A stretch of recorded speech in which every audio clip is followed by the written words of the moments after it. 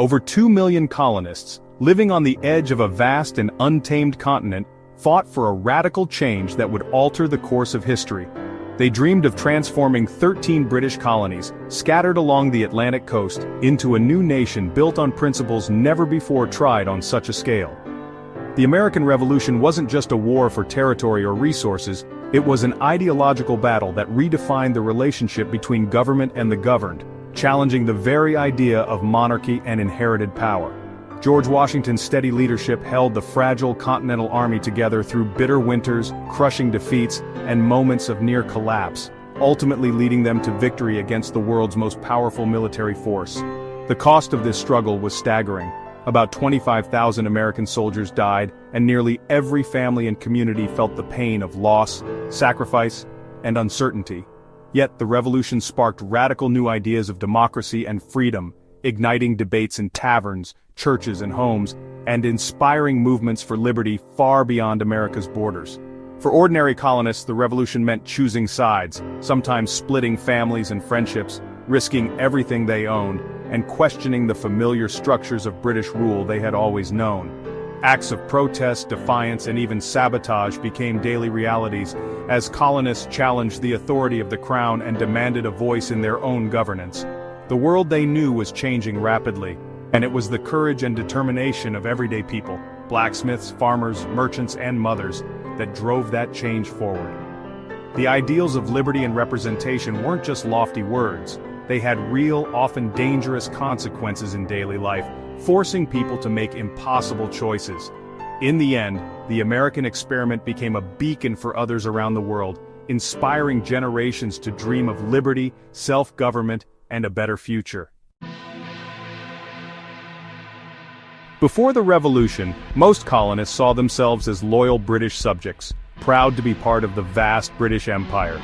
They celebrated British holidays, read British newspapers, and followed the customs and traditions of their homeland, even as they built new lives across the Atlantic. Daily life in the colonies was shaped by British laws and customs, from the way people dressed to the way they governed their towns. British soldiers patrolled the streets, and colonial assemblies operated under royal oversight. Yet, a unique American identity was quietly emerging. The vast distance from England, the rugged wilderness, and the challenges of survival in the New World fostered a spirit of independence and self-reliance among the colonists. They began to see themselves as something different, neither fully British nor entirely separate, but distinctly American. After the costly French and Indian War, Britain's massive debt led Parliament to impose new taxes on the colonies, like the Stamp Act, which taxed printed materials, and the Townshend Acts, which targeted everyday goods. These measures were meant to make the colonies help pay for their own defense. To lawmakers in London, these taxes seemed reasonable and necessary. But to many colonists, they felt like a betrayal of their rights as Englishmen, especially since they had no say in the decisions being made. No taxation without representation became the rallying cry, as colonists protested having no voice in decisions affecting them. Pamphlets, newspapers, and public speeches spread the message, uniting people from different colonies in a common cause. Resentment simmered and grew, discussed in crowded taverns and bustling town squares. Ordinary men and women debated the future, and plans for organized resistance began to take shape in these public spaces. Groups like the Sons of Liberty led bold protests and organized boycotts of British goods, escalating tensions with every act of defiance. Secret meetings and public demonstrations became more frequent, drawing more colonists into the movement. The Boston Massacre and the Boston Tea Party became flashpoints, moments of violence and dramatic protest that shocked both sides and pushed them closer to open conflict. These weren't isolated incidents, they were part of a growing pattern of resistance, as protests erupted in towns across the colonies and confrontations with British authorities became more frequent and intense. Colonists began to realize that their vision for the future was diverging sharply from Britain's. Leaders debated what kind of society they wanted to build, and ordinary people wondered what sacrifices might be required. The stage was set for revolution, a dramatic turning point in history, as the colonies prepared to fight for their rights, their identity, and their future. The breaking point in the growing conflict between Britain and her American colonies came in April 1775. Tensions had been simmering for years, but now, British troops were ordered to march out from Boston, their mission clear: seize colonial arms hidden in Concord and suppress any sign of rebellion. The British also aimed to arrest Patriot leaders in Lexington, hoping to crush the resistance before it could spread further. But the colonists were not caught off guard. Paul Revere, along with William Dawes and Samuel Prescott, rode through the night, spreading the alarm across the countryside. Their urgent warnings rallied local militias, who grabbed their muskets and prepared to defend their towns. At dawn on Lexington Green, a tense standoff erupted into violence. In the confusion, a shot rang out. No one knows who fired first. The brief, chaotic clash left 8 colonists dead and several wounded, marking the first bloodshed of the Revolution. The British pressed on to Concord, but when they arrived, they found that most of the military supplies had already been spirited away by the colonists. At North Bridge, colonial militia stood their ground. As British soldiers tried to secure the bridge, the militia opened fire, forcing the British to retreat in confusion. The colonists had shown they would not back down. As the British began their long march back to Boston, militiamen from nearby towns poured in, ambushing the redcoats from behind stone walls and trees. The British were harassed relentlessly, suffering heavy casualties along the way. The disciplined British regulars, trained for open-field battles, were unprepared for this kind of guerrilla warfare. The colonists' hit-and-run tactics turned the countryside into a deadly gauntlet. By day's end, nearly 300 British soldiers were killed, wounded, or missing. The scale of the losses shocked both sides and made it clear that this was no minor skirmish. The shot heard around the world had been fired, echoing far beyond Massachusetts. The colonies in Britain were now at war. The colonists had proven they were willing and able to fight for their beliefs, standing together in the face of overwhelming odds. For both sides, there was no turning back. The events at Lexington and Concord had set the colonies on an irreversible path. The war for independence had truly begun, and the world would never be the same. The American Revolution was now real, and the fight for liberty had entered a new and dangerous chapter. After Lexington and Concord, the Second Continental Congress created the Continental Army, led by George Washington. Washington inherited a ragtag force, farmers and merchants with little training, few supplies, and no uniforms. Soldiers enlisted for short terms, making the army unstable and hard to manage. Life was harsh. Poor pay, scarce food, brutal winters, and rampant disease. Valley Forge became a symbol of suffering and resilience, as thousands died from cold and hunger. Washington's leadership and the arrival of Baron von Steuben, who drilled the troops in European tactics, transformed the army. Discipline and professionalism replaced chaos. The Continental Army evolved into a force capable of facing British regulars on the battlefield. This transformation was crucial for survival. Against all odds, the army endured.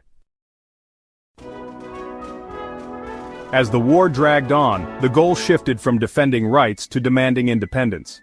Thomas Paine's common sense electrified public opinion, arguing that America's destiny was self-government. The Continental Congress responded by drafting the Declaration of Independence, with Thomas Jefferson as lead author. The Declaration boldly proclaimed that all men are created equal, with unalienable rights to life, liberty, and the pursuit of happiness. On July 4, 1776, Congress adopted the Declaration, an act of treason against Britain. The signers risked everything for the cause. The conflict was now a war to create a new nation, not just a civil dispute. The Declaration gave the struggle a clear purpose and inspired the world. American leaders knew they needed allies to win. France, eager to weaken Britain, was persuaded by Benjamin Franklin's diplomacy and the American victory at Saratoga. In 1778, France formally allied with the United States, bringing money, troops, and a powerful navy. French support turned the revolution into a global conflict. Spain and the Netherlands soon joined the fight against Britain, stretching British resources thin. The French Navy challenged British control of the seas, crucial for American success. International support was a game-changer, forcing Britain to fight on multiple fronts. The revolution became a world war. American victory was now possible. The colonists were no longer alone, the world was watching. The 1777 American victory at Saratoga was a turning point, convincing France to join the war. The British plan to isolate New England failed as American forces surrounded and forced General Burgoyne's surrender. After Saratoga, Britain shifted focus to the south, hoping loyalist support would turn the tide. Early British victories in Savannah and Charleston seemed promising. But controlling cities didn't mean controlling the countryside. The war in the South became a brutal guerrilla conflict with patriot partisans like Francis Marion harassing British forces. The British struggled to maintain control, their supply lines constantly under attack. The relentless resistance wore down British troops. The Southern Campaign set the stage for the war's final act. The tide was turning. By 1781, the war's end was in sight. British General Cornwallis fortified Yorktown, Virginia, expecting support from the British Navy. Washington, seizing the moment, marched his armies south and coordinated with the French fleet. The French Navy blocked British escape by sea, trapping Cornwallis. American and French forces laid siege, bombarding British positions relentlessly. Outnumbered and cut off, Cornwallis surrendered on October 19, 1781. The British defeat at Yorktown stunned the world. It convinced Britain the war was unwinnable. Peace negotiations began soon after. The Revolution's decisive moment had arrived. The dream of independence was now reality. The world order was changed. The Treaty of Paris in 1783 officially recognized American independence, ending 8 years of war. The Revolution's impact reached far beyond America's borders. Its ideals, equality, liberty, government by consent, inspired revolutions worldwide. The French Revolution soon followed, echoing American principles. The Revolution proved ordinary people could challenge authority and shape their own destinies. Yet, its promises were not fulfilled for all. Enslaved people and women were left out. The struggle to realize those ideals continues. Still, the American Revolution marked a new beginning for freedom and democracy. It changed what people believed was possible.